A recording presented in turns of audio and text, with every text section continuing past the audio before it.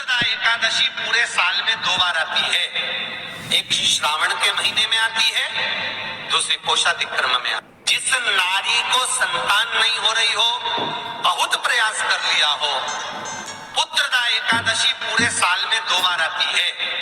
एक श्रावण के महीने में आती है, दूसरी पोषाधिक्रम में आती है। पुत्रदा एकादशी होती है, ये संतान की वृद्धि करने वाली होती है। शंकर जी के मंदिर में जाकर, भगवान शिव के मंदिर में पूजन करके घी का एक कटोरी में घी और एक कटोरी में खीर शंकर के सामने रख देते हैं। भगवान शंकर के मंदिर पर चौखट पर घी का दिया लगा देते हैं। शंकर जी की चढ़ी हुई एक बेलपत्र साथ में रखें और एक बेलपत्र को उठाकर शंकर जी के मंदिर की चौखट पे ही लेट कर चबा चबा कर खा लेते हैं। जो एक बेलपत्र लेकर आए हैं वो अपने पति को खिला देते हैं।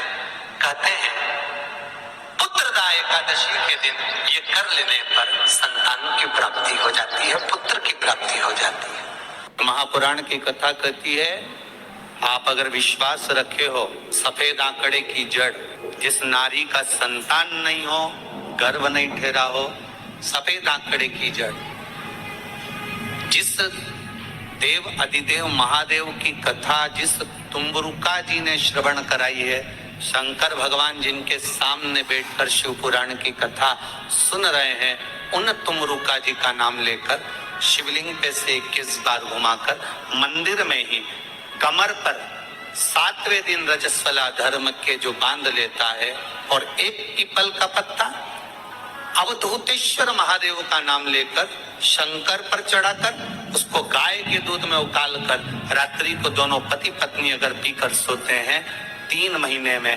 भगवान भोलेनाथ उसकी गोद भर देते हैं। ये शिव तत्व शंकर देता जरूर है। अच्छा, संतान नहीं हो, किसी नारी की गोद अगर, स्त्री की गोद अगर खाली रह जाए तो भी दुख होता है उसको कि मेरे घर में औलाद नहीं, संतान नहीं।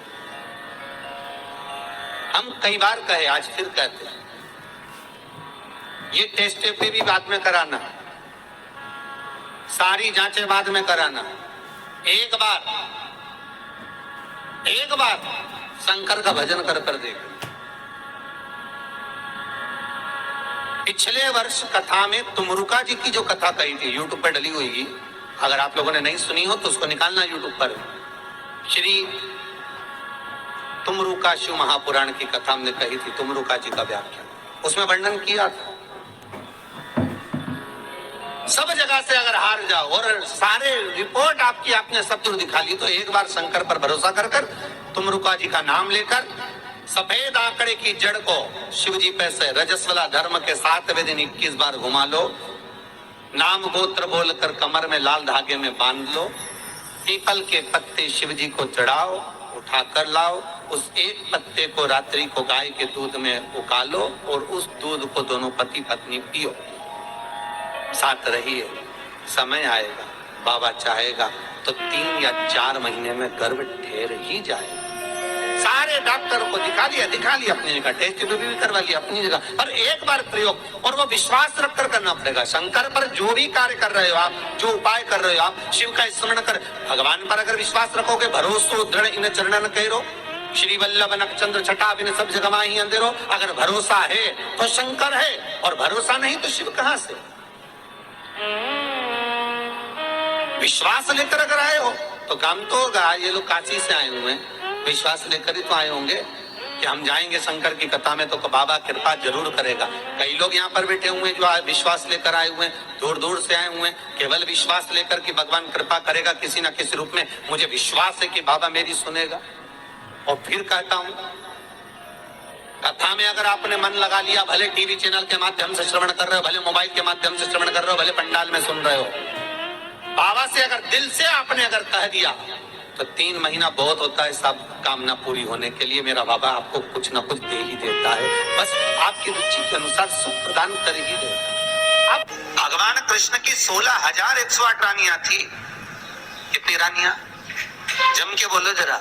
16,108 और 16,108 रानियां होने पर भी भगवान कृष्ण के यहाँ जब औलाद नहीं हुई तब भगवान कृष्ण ने अपने गुरु गर्गाचार्य बाबा को बुलवाया और द्वारकापुरी में बुलवा कर पूछा, गुरुदेव मेरी 16,108 रानियों से औलाद नहीं होती, संतान नहीं होती, मैं क्या करूं? गर्गाचार्य बाबा ने कहा, तुम चिंता मत करो, पार्थिव शिवलिंग का निर्माण करो। शंकर भगवान के शिवलिंग का निर्माण कर कर एक एक रानी के साथ में 11-11 दिन तक बैठकर शिव जी का अभिषेक करो। और पार्थिव शिवलिंग का निर्माण गर्गाचार्य बाबा के कहने पर भगवान कृष्ण ने करा। एक एक रानी के साथ में 11-11 दिन तक भगवान शिव का अभिषेक करा। तब भगवान शंकर प्रकट हो गए और शिव जी प्रकट होकर बोले, कन्हैया मांगो तुम्हें क्या चाहिए?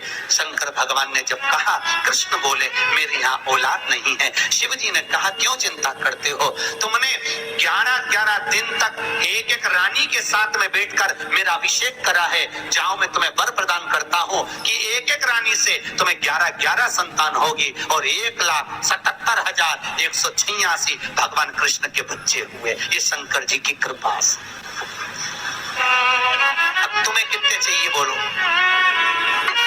भगवान कृष्ण के यहाँ अगर औलाद हुई तो किसकी कृपा से? अरे बोलो, बोले कौन होगा ऐसा? कितना करुणामय, कितना दयालु, कितना आनंद देने वाला। ब्रह्मलोक के देवता भगवान ब्रह्मा, वैकुंठ के देवता भगवान विष्णु और पृथ्वी का देवता अगर कोई है, इस मृत्यु लोक का अगर कोई देव है तो वो देवों का देव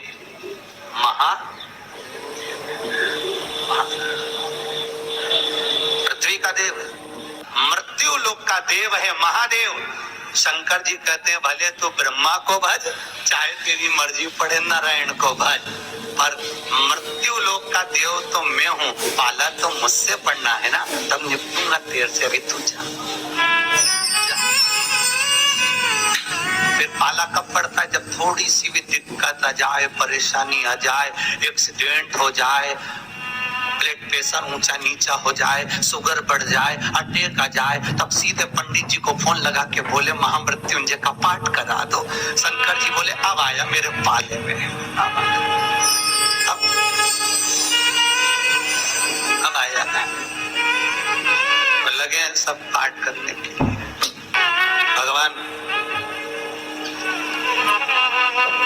नारायण का अगर विवाह भी कराने वाला कोई है लक्ष्मी से तो वो मेरा शिव ही है। कौन ने कराया था विवाह? शंकर।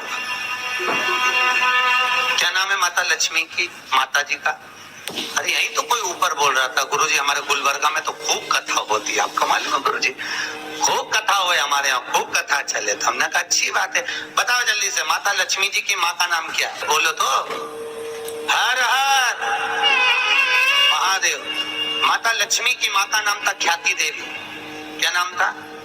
ख्याति देवी। कितनी लक्ष्मी हुई? अष्ट लक्ष्मी। उसमें से नारायण को कितनी लक्ष्मी भी आई? 2 लक्ष्मी। एक माता ख्याति की पुत्री श्री लक्ष्मी और दूसरी समुद्र देवता की बेटी लक्ष्मी महालक्ष्मी। ये 2 लक्ष्मियां भगवान नारायण को भी आई। कौन कौन सी लक्ष्मी भी आई? जम के बोलो। एक श्री लक्ष्मी, कौन है ये? माता ख्याति की बेटी। और दूसरे नंबर पर महालक्ष्मी, कौन है ये?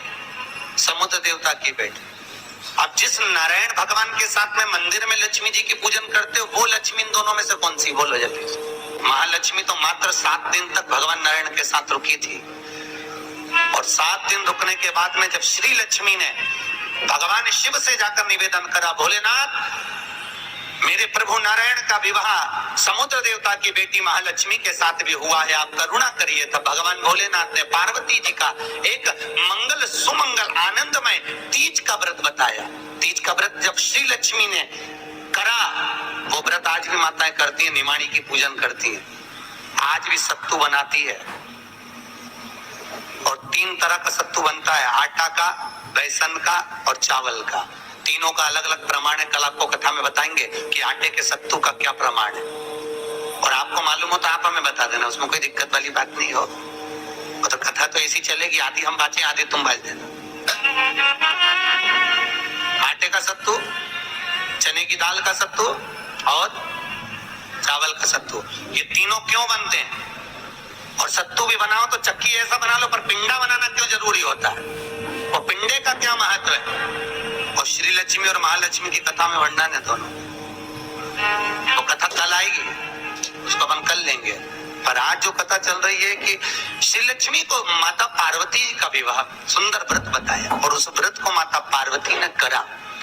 और उस व्रत को माता श्री लक्ष्मी ने जब करा, पार्वती के व्रत का हो, तब माता श्री लक्ष्मी और महालक्ष्मी दोनों एक हुई और एक होकर नारायण के साथ में जाकर विराजमान हुई। आज भी जो माता लक्ष्मी का एक हाथ नीचे है और कमल का पुष्प पकड़ी है, वो लक्ष्मी जी का महालक्ष्मी दर्शन है। और माता अगर हाथ देर से इशारा कर कर आशीर्वाद दे रही है, वो श्री लक्ष्मी का भाग है। माता दो भाग,